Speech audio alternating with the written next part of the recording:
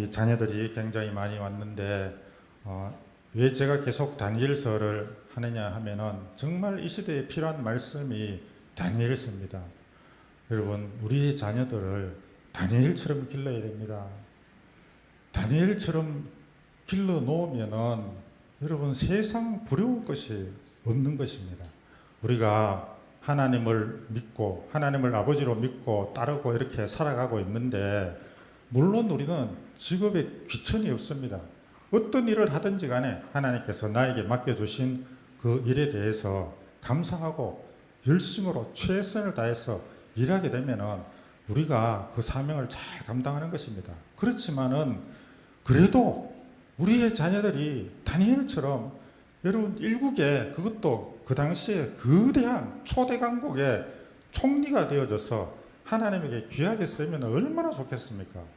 그러니까 다니엘처럼 총리가 되어져서 귀하게 쓰이기를 바라고, 그러면 어릴 때부터 하나님 말씀을 드려야 됩니다. 하나님 말씀대로 살아야 됩니다. 그러면은 다 이루어지는 것입니다. 오늘 본문 말씀 8절을 보시게 되면은 다니엘이 뜻을 정했습니다. 어떤 뜻을 정했습니까? 왕의 음식과 포도주를 먹지 않겠다고 했습니다. 왜 먹지 않는다고 했습니까? 자기를 더럽히지 아니하기 위해서 먹지 않는다는 거예요. 왕의 음식과 포도주를 먹고 마시면은 왜 자기 몸을 더럽게 하는 것입니까? 그것은 바로 그 음식은 우상에게 바쳐진 그 음식이기 때문입니다. 우상에게 바쳐진 음식을 먹지 말라고 율법에서 이미 정해 놓으셨기 때문에 그 율법을 절대로 어기지 않기 위해서, 그래서 다니엘은 이것을 먹지 않았다는 것입니다. 그리고 또 포도주도 마시지 않았습니다. 술은 우리 하나님의 백성과 자녀들을 방탕하게 만드는 것입니다. 그래서 성경은 술 취하지 말라, 이는 방탕한 것이다, 이렇게 말씀하고 있는 것입니다. 이 성경 말씀을 볼 때에 다니엘은 아마 청소년을 좀 넘은 그런 나이일 겁니다. 그런데도 불구하고 저렇게 뜻을 정했는 것을 보면은 다니엘이 신앙교육을 정말 잘 받았다라는 것을 알 수가 있다는 것입니다. 그리고 또 하나님의 말씀에 하지 말라고 하는 것은 절대로 하지 아니하겠다고 그 뜻을 정했습니다. 그리고 뜻을 정했을 뿐만 아니라 자기가 정한 그 뜻을 또 환관장에게 선포한 거예요. 선포를 한 것을 우리가 볼 수가 있다는 것입니다. 여러분, 하나님은 우리에게 어떤 것을 하라고 명령하십니다. 그리고 어떤 것은 하지 말라고 이렇게 명령을 하십니다. 어떤 것을 하라고 말씀하시겠습니까? 당연히 우리에게 좋은 것을 하라고 말씀하십니다. 우리가 하면은 좋아지는 것, 그걸 하라고 하십니다. 그리고 하지 말라고 하시는 것은 그것을 하게 되면은 우리에게 안 좋기 때문에, 좋지 않은 영향이 나타나기 때문에 하지 말라고 이렇게 명령을 하신다는 것입니다. 근데 여러분, 우리가 교회를 1년, 2년, 십수년 다니게 되면은 대부분은 다 압니다. 뭐가 옳은 것인지, 뭐가 나쁜 것인지, 뭐를 해야 되는지, 뭐를 하지 말아야 되는지, 이 모든 것들을 우리는 대부분 다 알고 있다는 것입니다. 그런데 문제가 무엇입니까? 하나님께서 하라고 하시는데도 불구하고 안 하는 것에 문제가 있는 거예요. 그리고 하나님께서 하지 마라, 하면 안 된다 하는데도 계속 하는 것, 그것이 바로 문제가 된다는 것입니다. 왜 그렇습니까? 우리 인간은 원래 죄악된 그런 악한 습성을 가지고 있기 때문입니다. 그리고 또 우리의 의지가 너무나도 약하기 때문에 그렇다는 것입니다. 우리는 유혹에 너무나도 쉽게 넘어가 버리기 때문에 그렇다는 것입니다. 우리가 육신을 가지고 살아가기 때문에 우리 몸이 요구하는 대로, 내 몸이 편한 대로, 내가 원하는 대로, 육신이 편한 대로 그렇게 살아가기 때문에 문제가 된다는 것입니다. 그리고 가장 큰 문제가 무엇이냐 하면은, 이것을 하면은 좋다, 해야 된다 이렇게 하는데도 그것을 하고 우리가 해야 되는데 안 하고 있는데 하나님께서 해야 돼, 해 이렇게 말씀을 하시는데 그 말씀을 듣지 않는다는 겁니다.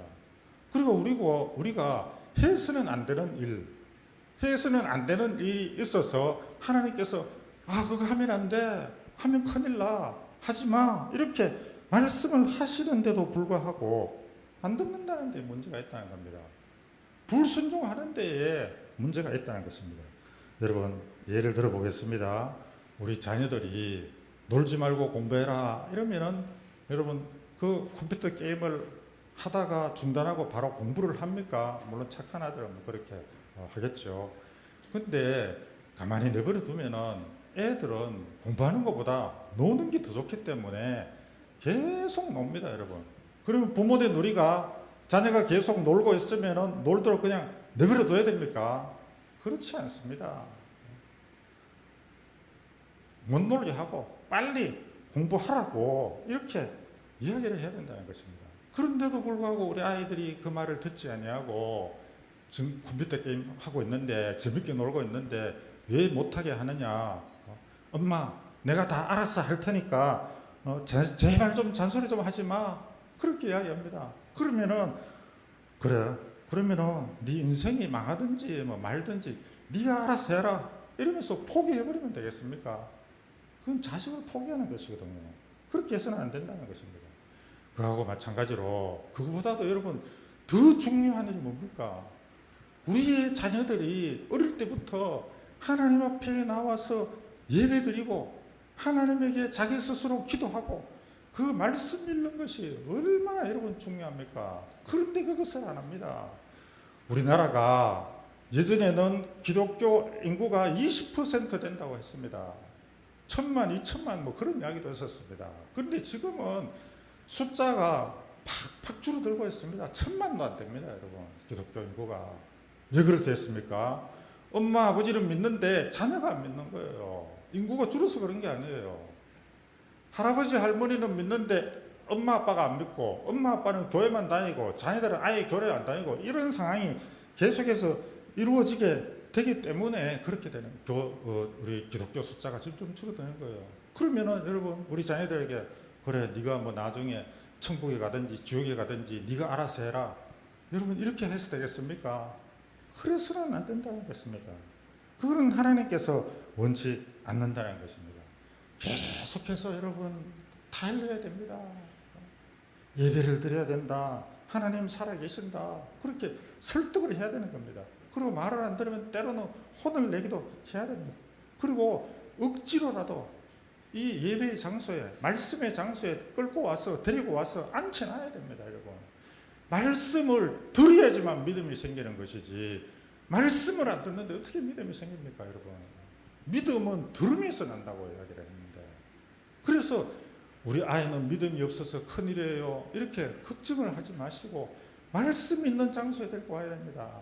말씀을 들어야지만 믿음이 생기기 때문에 우리의 아이들을 계속해서 이렇게 하나님의 말씀으로 교훈과 책망과 바르게 함과 의로 교육해 나가야 된다는 것입니다.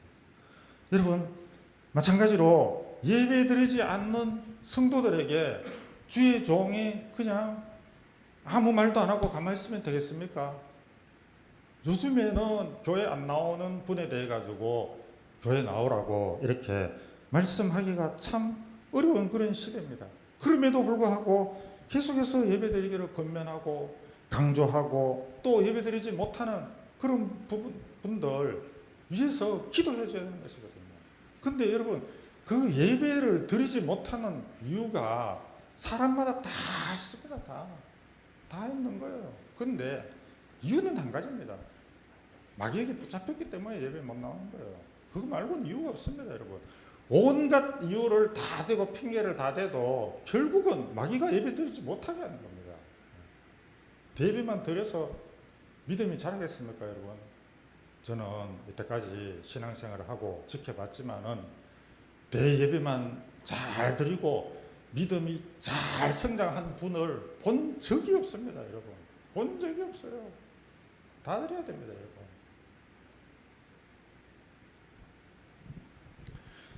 여러분, 하나님과 이렇게 교제하지 아니하게 되면은 하나님께서 말씀하는 것을 듣지 못하게 됩니다. 듣지 못하게 되면은 내가 지금 무엇을 잘못하고 있는지를 모르고 그게 죄인지를 모르고 계속해서 죄를 짓고 있다는 것입니다. 그리고 또 예배를 드리지 않고 말씀을 듣지 않으면은 하나님께서 나에게 원하시는 것이 무엇인지를 모르게 되는 것입니다. 그냥 육신의 이끌림에 따라서 육신의 요구에 따라서 그렇게 살아가는 것입니다. 여러분, 하나님과 교제하지 않고 단절되어지게 되면은 그것은 오늘 새벽에도 제가 말씀을 드렸지만은 짐승과 같은 그런 삶을 살아가게 되는 것입니다. 오늘이 아니고 어제였군요. 하나님의 말씀을 듣지 않고 모르고 사는 사람은 동물과 똑같다고 성경은 그렇게 나와 있습니다. 왜 그렇습니까? 하나님을 믿지 않고 하나님을 알지 못하는 사람은 영이 죽은 사람이에요. 사람이 영이 죽어버리면 동물하고 똑같은 거예요. 왜? 동물이 영이 없기 때문에. 동물은 그냥 살다가 그냥 죽으면 그걸로 끝이지만은 우리 사람은 하나님의 형상으로 이렇게 만들어졌습니다. 그리고 하나님께서 우리에게 영을 불어 넣어 주셨습니다.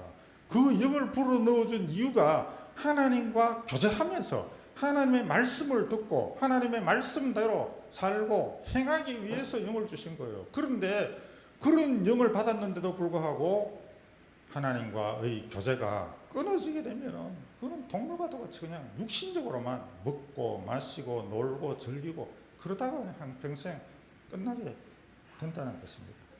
여러분, 하나님의 말씀을 계속해서 듣지 못하게 되면 하나님의 자녀가 복을 받지 못합니다. 복을 받지 못할 뿐만 아니라 하나님이 사랑하시는 자는 그냥 두시지 않습니다. 징계를 하십니다. 벌을 내리시는 거예요. 벌을 안 받는 게 좋은 게 아니라 여러분, 벌을 받는 게 좋아요.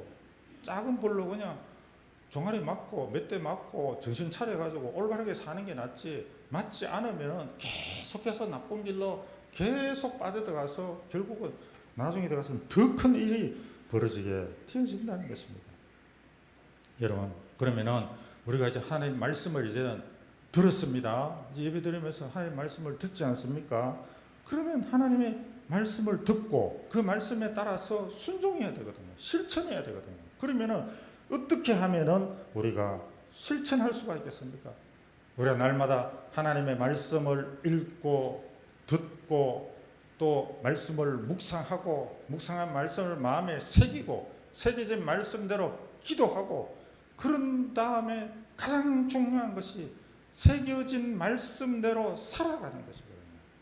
어떻게 우리가 하나님 말씀대로 잘 살아갈 수가 있을까? 잘 실천할 수 있을까요? 그것은 바로 오늘 읽었던 다니엘의 방법대로 하면 됩니다, 여러분. 다니엘의 방법을 하면 되는 거예요. 예를 들어서 여러분, 술, 담배가 몸에 해롭다는 것 다 알고 있습니다. 모르는 사람이 없습니다. 그런데 그것을 습관에 따라서 계속해서 피우게 되고 먹게 되면은 나중에 중독 상태가 됩니다, 여러분. 술, 담배가 중독이 되어져 버리면은 자기 의지로는 못 꺾어요. 중독이 아니고 습관적으로 하게 되는 것은 얼마든지 자기가 고칠 수 있어요. 결단하고 고칠 수 있는데 중독이 됐지만 이거는 이미 자기 손을 벗어난 거예요. 강제적으로 못 마시게 해야 되는 거예요. 그래서 이제 술, 알코올 중독자 어디로 들어갑니까? 병원에 감금시켜버리잖아요. 그렇게 하는 거예요. 그러니까 여러분, 중독되기 전에 그 습관을 자기가 바꾸어야 된다는 것입니다. 담배를 계속해서 피우게 되면 결국은 폐가 망가지게 되고 폐암에 걸리게 되어 있습니다. 우리 중학생 아이들이 담배를 피웁니다. 초등학교 6학년 애들이 담배를 피워요. 그런 애들이 10년, 20년, 30년 정도만 피워버리면 40대 돼가 폐암 걸려버립니다. 무슨 아이들, 노는 애들끼리 모여가지고 술을 마십니다. 술을 계속해서 수십 년 동안 먹게 되면은 간이 망가져서 간암에 걸린다는 겁니다. 그런 위기의식을 가지고 다니엘처럼 나는 이제부터는 술과 담배를 끊어버리겠다. 그런 결단을 해야 된다는 것입니다.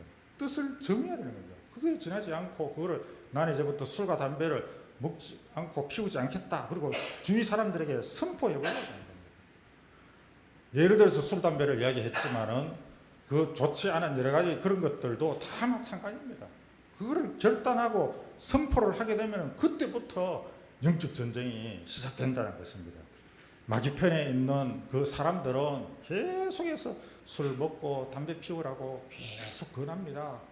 그런데 하나님 편에 있는 사람은 그것을 못하게 계속 막아나간다는 것입니다. 그러면은 중심에 있는 내가 그거를 결단을 해야 된다는 것입니다.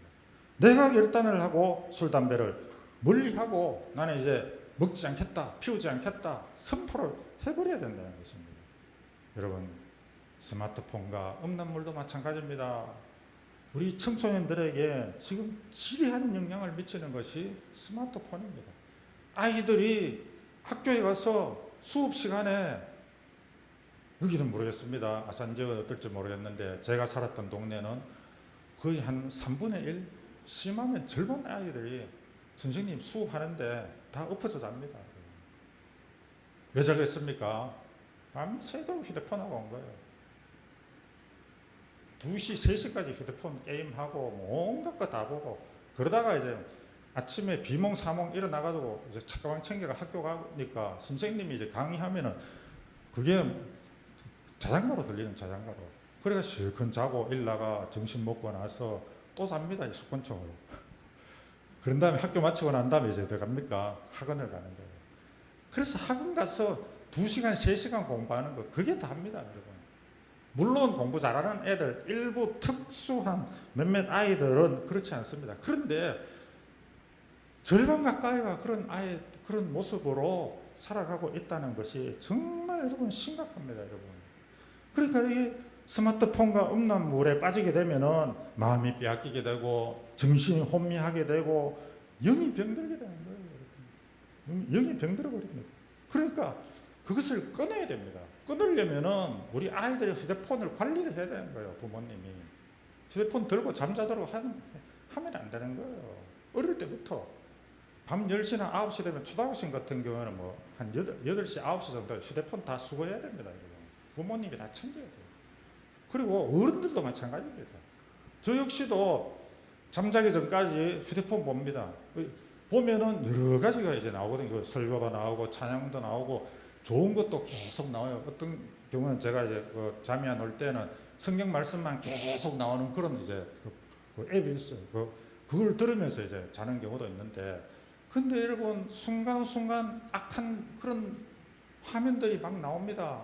보다 보면은 정신 못 차리고 그냥 11시 넘기고 12시 넘깁니다. 그러면 여러분 새벽에도 못 나오는 거예요. 11시, 12시까지 폰 보고 있는데 새벽에 어떻게 나옵니까? 그러니까 밤 10시 되면 휴대폰을 그냥 거실에다가 그냥 충전시켜 놓고 침실에 들어가 잠을 자야 되는 거예요. 그래야지만 그거를 결단하고 끊을 수가 있는 겁니다. 지금 우리 중고등부 학생들도 있는데 그렇게 하세요, 여러분. 그래야 됩니다, 여러분. 못 이겨요, 여러분들은 그 유혹에서. 그리고 여러분, 영적인 것도 마찬가지라는 것입니다. 교회에 오면은 여러분들이 얼굴을 보게 되면은 다 천사 같습니다. 저는 교회 한 서너 군데 이렇게 사역을 하면서 다녀봤지만 거짓말이 아니고 립서비스가 아니고 정말 한소망 교회 성도님들이 너무 착하세요. 제가 이렇게 다 대부분 다 전부 다 이렇게 얼굴도 밝으시고 또 말도 얼마나 이렇게 공손하고 이쁘게 잘하시고 이러는데 집에 가서도 그러죠. 네. 직장에서도 그러시죠. 네, 저는 안 믿습니다. 네, 잘 알기 때문에 믿지 않습니다. 여러분, 직장에서 절대로 여러분 화내시지 마십시오. 가정에서도 절대로 화내지 마십시오. 여러분, 화낸다고 해서 화를 내가지고 내 뜻대로 그게 이루어지는 적이 있었습니까? 생각해 보십시오. 없습니다. 제가 너무나도 잘합니다. 저는 20여 년 동안을 우리 중고등부 아이들, 이런 표현을 하면 또 막 항의하는 그런 선생님들도 있는데 꼴통과 같은 그런 아이들, 정말 일진과 같은 아이들, 그런 아이들을 제가 다 다뤘습니다. 그런데 그런 아이들에게 화를 내지 아니하고는 통제가 안 됩니다, 여러분. 놔두면 난장판대입니다, 학원이. 그런데 지내놓고 이렇게 생각을 해보게 되면은 내가 화낸 것이 잘못이다. 정말 내가 참았어야 되는데 왜 화내놓고서 화를 내고 난 다음에 그 아이가 잘 됐느냐? 절대로 잘 되지 않습니다, 여러분. 화를 내다 보면은 어떻게 하든지 간에 그 화내는 상대에게 비수를 꽂거든요, 비수를. 비수를 꽂아버리면은 마음의 상처가 팍팍 박힙니다, 여러분. 마음의 상처가 박히면은 그 관계가 호전되겠습니까? 절대 호전 안 됩니다, 여러분. 부모 자식 간에도 마찬가지입니다. 그러니까 화내면 안 돼요. 집에서도 그렇고 직장 생활도 그렇지만은 영적인 일을 하는 것은 더더욱더 그렇습니다, 여러분. 화를 내게 되면은 내가 마귀에게 지는 것이다, 이렇게 생각하면 되는 거예요. 그리고 그 화를 내게 되면은 당장 내 몸에서 반응이 일어납니다. 내가 스트레스를 받는 거예요. 스트레스는 만병의 근원입니다, 여러분. 지난번에도 말씀드렸는지 모르겠지만 스트레스 받으면 밥도 맛이 없고 잠도 잘 안 오고, 여러분, 위장병 오고, 그리고 위염 오고, 위궤양 오고, 그 다음 위암까지 번집니다. 스트레스 받으면 안 돼요, 여러분. 왜 스트레스를 받습니까? 왜 상대에게 스트레스를 주고 왜 내가 스트레스를 받습니까? 우리는 스트레스를 받는 사람이면 안 됩니다, 하나님의 자녀는. 성경 말씀 한번 보겠습니다. 야고보서 1장 20절 말씀 큰 소리로 한번 읽어봅시다. 시작. 사람이 썩내는 것이 하나님의 의를 이루지 못함이라. 아멘. 그렇습니다, 여러분. 썩내고 화내는 것은 하나님의 의를 절대로 이루지 못합니다, 여러분. 직장에서도 그렇고 가정에서도 그런데 교회는 더더욱 그렇습니다. 그런데 여러분, 교회에서만 하나님의 의를 이루어야 됩니까? 아니잖아요. 직장에서도 하나님의 의를 이루어야 되잖아요. 가정에서도 하나님의 의를 이루어야 되잖아요. 그러려면 화를 내면 안 되는 거예요. 썩내면 안 됩니다. 그럼 타령도 있잖아요. 갑자기 생각이 안 나는데, 성화를 부려서 무엇하라. 그게 그런 민요지만은 정말 그렇습니다, 여러분. 자기만 손해입니다. 이걸로 너무 오래 이야기하면 안 되니까, 그러니까 이제부터 나는 화를 안 내겠다, 그렇게 선포하십시오, 가정에서. 그리고 화를 내면 내가 벌금 10,000원 낼게, 이렇게 벌금을 정하시든지 그렇게 작정을 해야 됩니다, 여러분. 그리고 여러분, 큐티도 마찬가지입니다. 하나님의 말씀을 여러분들이 교회에 와서 이렇게 설교 30분 또는 길면 1시간인데 그거 듣고 그거 아무 의미 없습니다, 여러분. 다 지나버려요. 다 잊어버려요. 교회 문만, 여러분, 교회 문만 열고 나가면 그 머리에 남습니까? 다 지워버립니다. 그렇기 때문에 집에 가서 큐티를 해야 되는 거예요. 매일매일 하나님의 말씀을 읽어야 되는 겁니다. 내가 출근하기 전에 30분만 더 일찍 일어나서 내가 하나님 말씀 읽고 큐티하고 간단하게 기도하고 그렇게 출근해야지. 그렇게 마음먹어야 되는 겁니다. 다른 사람은 매일같이, 누구라고 말씀을 안 드리지만은 매일같이 새벽 기도하고 출근하시는 분도 있는데 내가 30분 일찍 일어나서 큐티를 안 해가 되겠나, 그런 마음으로 하시면 되는 거예요. 저 아침에 힘들면은 다른 사람들 점심 먹을 때 그때 큐티 하셔도 됩니다. 아니면 퇴근해서 집에서 하셔도 되고. 그러니까 이것도 큐티도 작정하고 선포해야 된다는 것입니다. 성경 읽기도 마찬가지입니다, 여러분.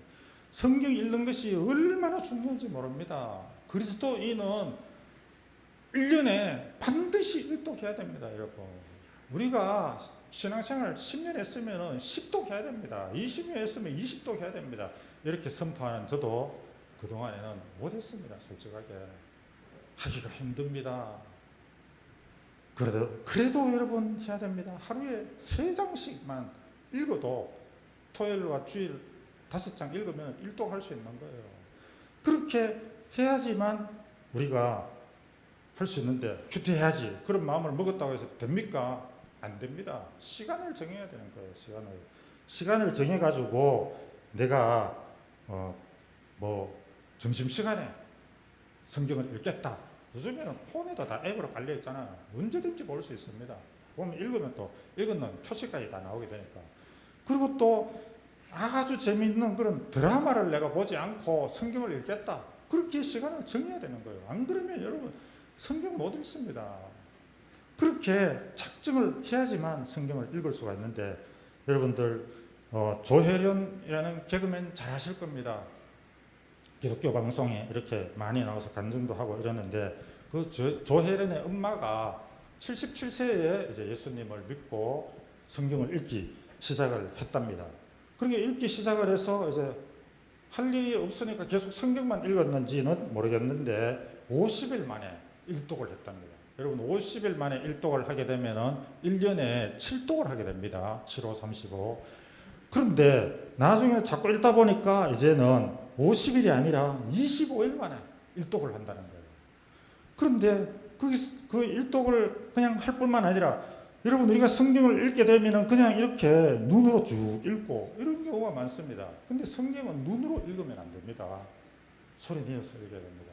그러니까 조혜련님과 조혜련의 엄마는 성경을 읽을 때에 또박또박 소리를 내어서 하루에 45장에서 50장 정도를 읽는다는 거예요. 어떻게 그걸 읽느냐 하면 새벽기도 갔다 와가지고 15장 읽고 점심 먹고 20장 읽고 그리고 저녁 시간에 15장 읽고 그래서 50장을 읽는다는 거예요. 여러분 제가 저 같은 경우는 하루에 10장 읽거든요. 10장을 읽으면 정독으로 천천히 이렇게 소리를 내면서 읽어도 30분 정도 걸립니다. 30분 더 걸리기도 하고 그렇게 이제 소리를 내어서 계속 읽다가 보니까 100일 만에 사독을 하게 된 거예요. 조혜린의 엄마가. 그 사독을 하고 났는데 그 조혜린의 엄마가 방광염이 걸려가지고 소변줄을 이렇게 차고 그래가 읽었대요. 근데 사독이 끝나자마자 소변줄을 떼버렸습니다. 방광염이 나았다는 거예요. 그 여러분 하나님의 말씀은 이처럼 놀라운 힘이 있는 거예요. 기적이 있는 거예요. 그 읽으면은 솔직하게 잘 모르는 내용들 많습니다. 그래도 그냥 읽으라는 거예요. 계속 그냥 소리내가 쭉 읽으면은 다음번에 또 두 번째 또 읽게 되고 그렇게 계속 읽으면 하나하나 이제 읽으면서 읽히면서 뜻이 깨달아지고 알게 되고 거기에서 또 성령님께서 역사해 주시는 거예요. 그러면 어떨 때는 성경을 읽으면 야 성경 말씀에 이런 말씀이 있었나 이런 말씀 알고 있었는데 자기의 상하고 너무 딱 맞는 그런 성경 말씀들이 막 읽혀지는 거예요. 그런 거를 여러분 느끼게 되면은 성령님이 나를 만지시는 것이고 성령님이 나를 성경 읽게 하시는 것이고 그렇게 성경 읽으면 여러분 역사가 일어난다는 겁니다. 역사가 안 일어날 수가 없는 거예요. 그리고 우리 자녀들을 어릴 때부터 계속해서 성경을 읽도록 만들면은 다 머리가 트입니다, 여러분. 다 트여요. 거짓말이 아닙니다, 여러분. 그래서 우리가 그런 체험을 하고 그렇게 되면은 여러분 그렇게 하면은 예배에 나오지 말라고 막아도 본인이 알아서 나옵니다. 새벽기도 제발 좀 나오지 마세요. 건강을 위해서 좀 쉬세요. 이래도 새벽기도 나오게 되어 있습니다. 성경 읽고 기적을 체험하고 그런 놀라운 하나님이 살아계심을 경험하게 되면은 그렇게 되어진다는 겁니다. 그렇기 때문에 우리는 결단하고 시작을 하는데 시작하다 보면 계속하기가 힘들어요. 포기를 하면 안 되거든요. 계속해서 하기 위해서 우리는 선포해야 된다는 것입니다. 선포를 해야 되는 거예요. 나 이제 성경 읽는다. 저는 그렇게 성경을 읽고 우리 청년들 단톡에다가 성경 몇 장에서 몇 장 읽었다. 그리고 딱 올립니다. 지금 전도서 1에서 5장 읽었고 요한 1서 읽는 중이다. 이러면서 매일마다 올리는 거예요. 왜 올리냐면 내가 읽은 걸 자랑하기 위해서 올리는 게 아닙니다. 물론 자랑하고 싶은 마음도 있지만은 그거를 올리면은 청년들이 목사님이 성경 읽고 있구나. 그걸 아는 거예요. 그러면은 만약에 제가 안 읽었으면 어떻게 합니까? 거짓말로 올릴 수 있습니까? 못 올리는 거예요. 깜빡 잊어버리고 못 읽으면은 집에 가서 밤이라도 늦게라도 읽어야 되는 거예요. 다 읽고 채우고 그 다음에 읽었다라고 이렇게 표시를 하고 이러니까 서로 예, 여러분 북한의 5호 담당지 아시죠? 처음 들어 너무 오랜만에 들어가 그렇습니까? 주변에 주민들은 서로 감시를 하잖아요. 그래서 좋은 의미에서 서로 감시를 하는 거예요. 성경 읽었는지 안 읽었는지 그걸 서로 셀끼리 감시하고 그 팀끼리 감시를 하고 이러면은 읽게 되는 거예요. 그렇게 1년만 2년만 하면은 남이 감시를 하든지 안 하든지 상관없이 자기가 계속해서 읽게 된다는 것입니다. 여러분 신앙생활도 마찬가지입니다. 하나님의 자녀로서 거룩한 삶을 살고 죄와 구별된 그런 삶을 살고 성도로서의 그런 삶을 살려면은 가장 먼저 나는 이제부터 그리스도인답게 성도답게 하나님의 자녀답게 살겠다. 그리고 다짐을 해야 됩니다. 그리고 주변 사람들에게 그렇게 알리고 선포를 해야 된다는 것입니다. 그것이 바로 출발점에 서게 된다는 것입니다. 다른 사람들에게 선포하는 이유는 내가 신앙인이고 내가 이제부터는 하나님의 뜻대로 살기로 작정을 했다라는 것을 알려야지만이 나의 모든 행동들이 주변 사람들을 의식해서 악한 말도 하지 아니하게 되는 것이고 악한 행위도 하지 않게 되는 것이고 선한 행동을 하려고 그렇게 노력하고 힘쓰게 된다는 것입니다. 사회생활을 하면서 누구에게든지 내가 그리스도인을 밝혀야 됩니다. 여러분. 그렇지 않으면 여러분 어떻게 되는지 압니까? 교회 다니는 것을 밝히지 않고 하나님의 자녀인 것을 밝히지 않으면 직장 생활하다가 스트레스 받고 기분 나쁘면 싸워버리는 거예요. 근데 싸웠는데 나중에 알고 보니까 같은 집사인 거예요. 같은 장로인 거예요. 같은 교회 다니는 사람끼리 회사에서 싸우고 있는 거예요. 그런 일이 생겨서는 안 된다는 겁니다. 내가 먼저 그리스도인이라고 빛을 발하게 되면은 주위에 숨어 있는 그리스도인들이 나도 교회에 다니는데 그렇게 이야기를 하게 되는 거예요. 그러면 연합이 되는 겁니다. 믿음의 자녀들끼리. 그렇게 해서 당당하게 우리가 하나님의 자녀로서 그렇게 살아가야 된다는 것입니다. 오늘 말씀에 다니엘이 만일 마음의 거룩한 뜻을 확정하고 그것을 환관장에게 선포하지 않았다면 어떻게 되어졌을까요? 다른 포로들과 마찬가지로 부정한 음식을 계속 먹었겠죠. 그리고 자기를 더럽혔겠죠. 그리고 바벨론의 포로가 되어져서 그렇게 무기력한 아무 의미 없는 무의미한 그런 삶을 살다가 일평생을 마치게 되어졌을 것입니다. 그러므로 여러분 거룩한 성도로서 삶을 살기를 원한다면 먼저 거룩한 하나님의 뜻에 마음에 확정을 해야 된다는 것입니다. 뜻을 정해야 된다는 것입니다. 그리고 그것을 선포해야 된다는 것입니다. 여호수아 24장 15절 말씀을 같이 한번 읽어봅시다. 만일 여호와를 섬기는 것이 너희에게 좋지 않게 보이거든 너희 조상들이 강 저쪽에서 섬기던 신들이든지 또는 너희가 거주하는 땅에 있는 아모리 족속의 신들이든지 너희가 섬길 자를 오늘 택하라. 오직 나와 내 집은 여호와를 섬기겠노라 하니 아멘.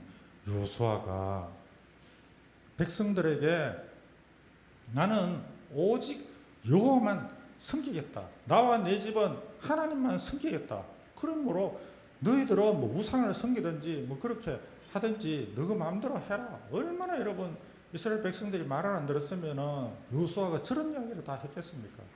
우리는 하나님의 자녀들이 하나 둘 타락해 나가고 세상 사람들과 구별되지 아니하고 세상에서 정말 빛을 잊어버리고 소금의 역할을 못하는 그런 그리스도인이 있다 하더라도 나만큼은 빛을 발해야 되는 거예요.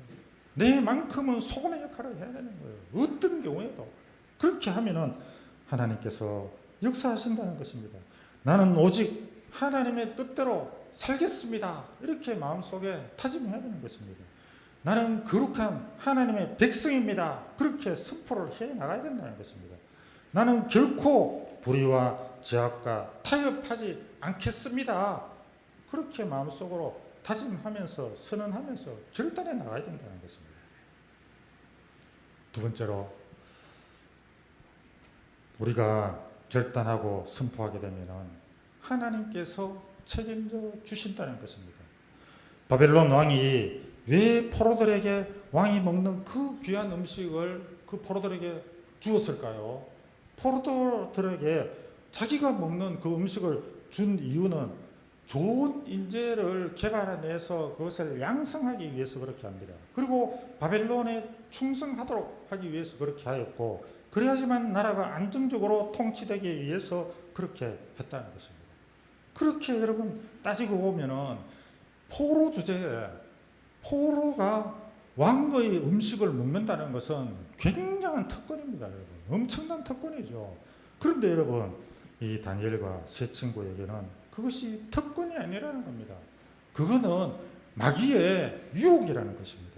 그것을 먹으면은 하나님의 율법을 어기게 되는 것이고, 그것을 먹으면은 자기 몸을 더럽히게 하는 것이고, 그런데 만일 그것을 먹지 않고 거부를 하게 되면은 바벨론 관리도 되지 못할 뿐 아니라 목숨까지도 잃어버릴 수도 있는 것이 그런 상황입니다, 여러분. 그런 상황에서 다니엘과 세 친구는 생명을 걸은 거예요. 목숨을 걸고 왕의 음식과 포도주를 먹지 않기를 결단을 했다는 거예요.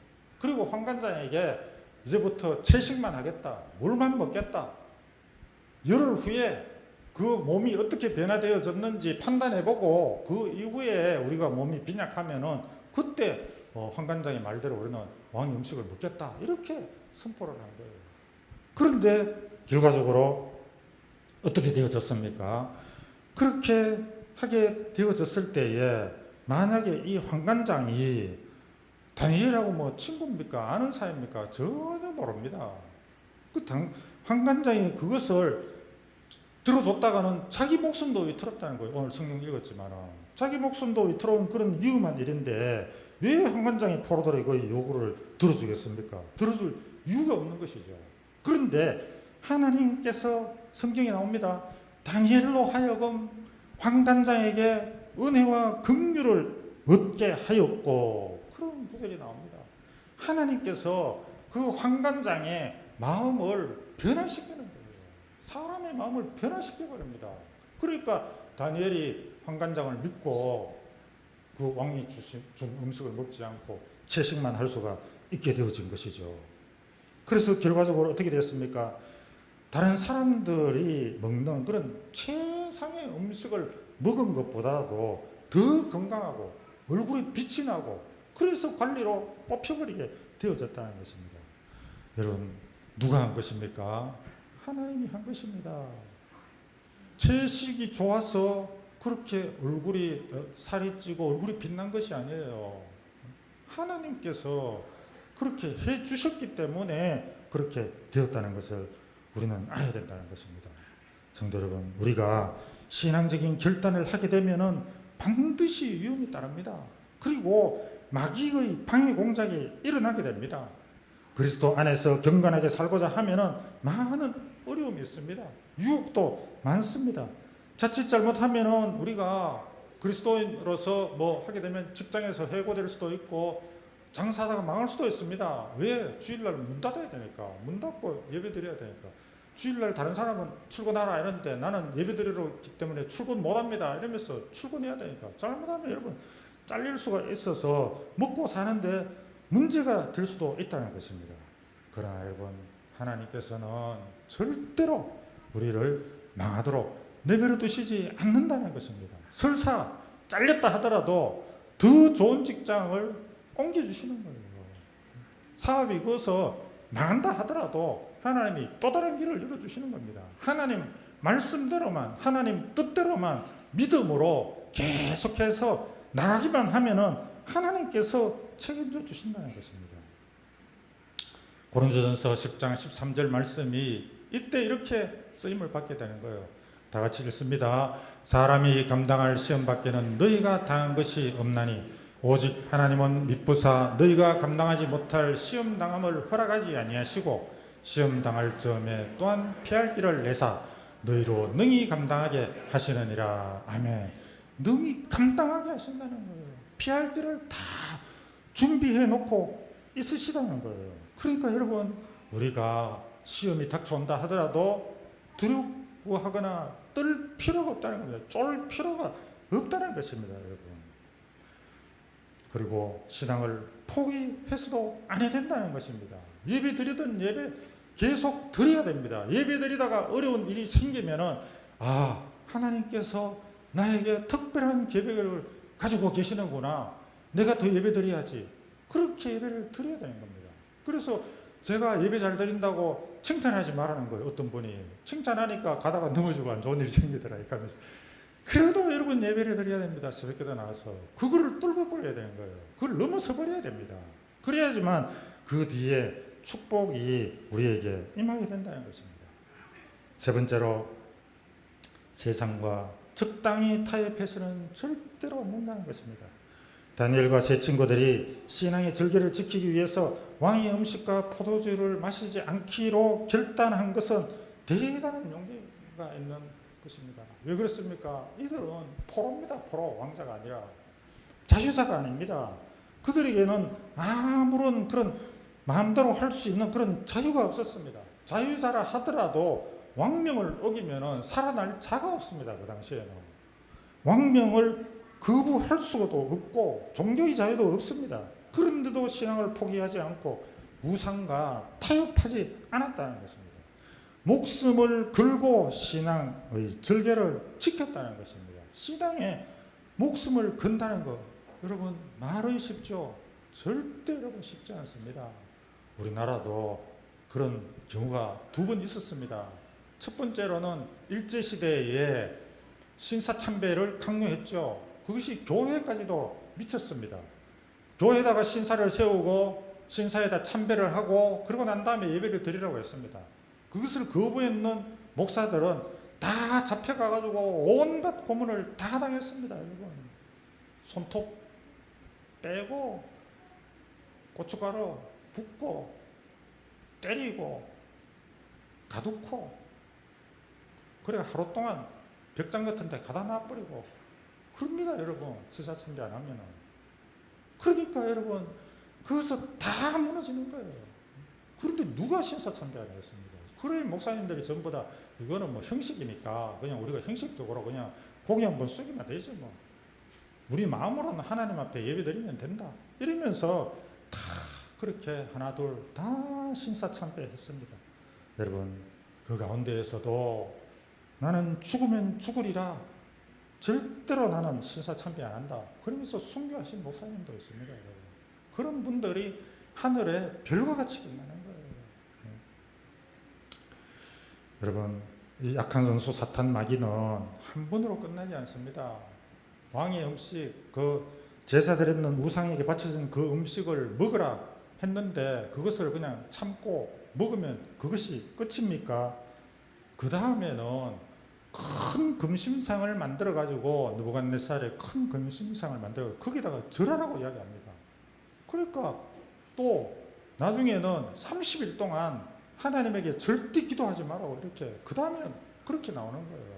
하나하나 빼앗고 결국은 예배드리지 마라. 결국은 하나님을 섬기지 마라. 그렇게 나간다는 것입니다. 그러니까 이 악한 수 사탄 마귀는 우리가 하나 포기하고 뒤로 물러서면 또 물러서게 만듭니다. 그거보다도 더 힘든 그런 일들을 계속해서 하도록 만든다는 것입니다. 만약에 그렇게 했다면 다니엘이 그렇게 했다면 여러분 다니엘이 사자 불 속에 들어가가지고 천사가 사자 입을 막아버리는 그런 기적이 일어날 수가 없는 거예요. 그리고 다니엘의 세 친구가 7배나 뜨거운 그 풀무불에 집어 던졌는데 천사까지 4명이 그렇게 풀무불에서 돌아다니면서 머리털 하나도 타지 않는 그런 기적이 일어날 수가 없는 거예요.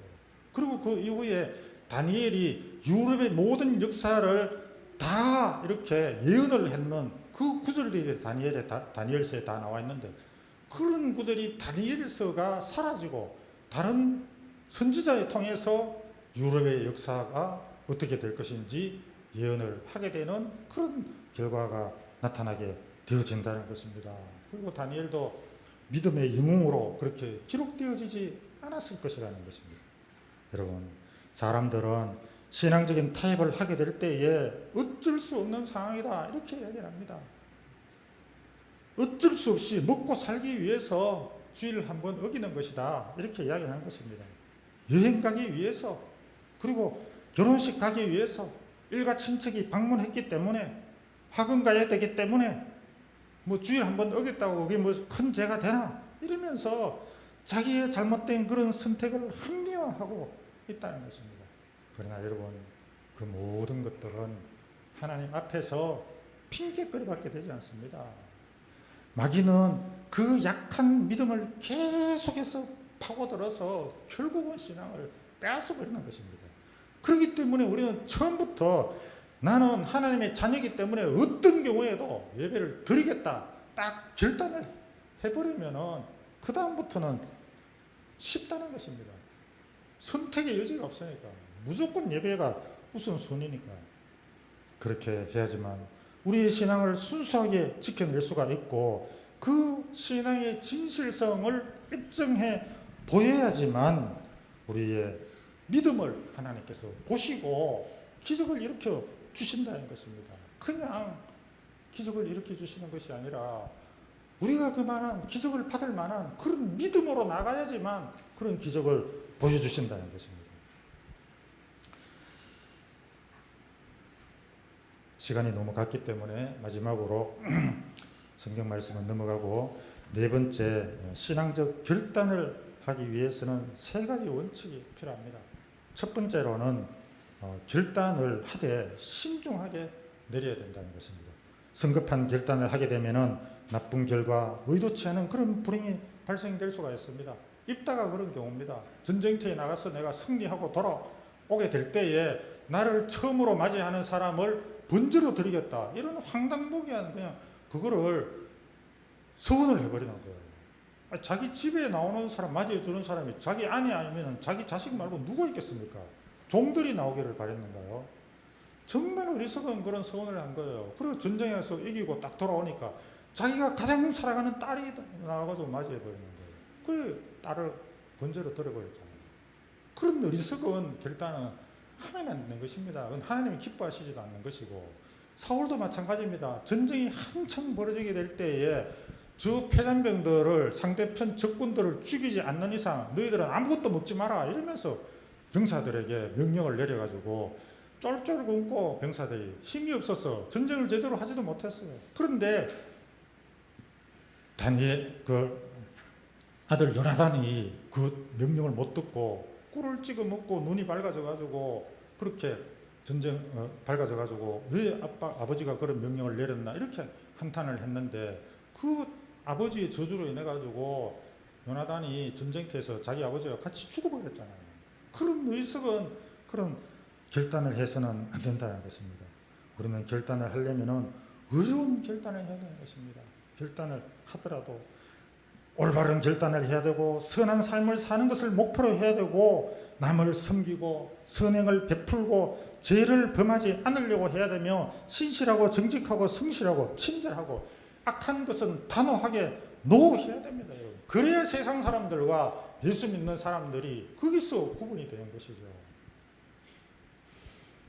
여러분, 그래야지만 집 나간 탕자가 돌아오듯이 그렇게 결단을 해야 되는 것이고 죽으면 죽으리라고 결단한 그 에스더의 결단이 있는 것이고 오직 여호와만 섬기겠다는 그런 요수아의 결단 그리고 악한 제사장의 말보다 하나님 말씀 듣기를 순종하는 그런 사도들의 결단 그리고 내가 형제를 실족시키지 않기 위해서 고기를 먹지 않겠다라는 그런 바울의 결단 이런 의로운 결단을 해야 된다는 것입니다.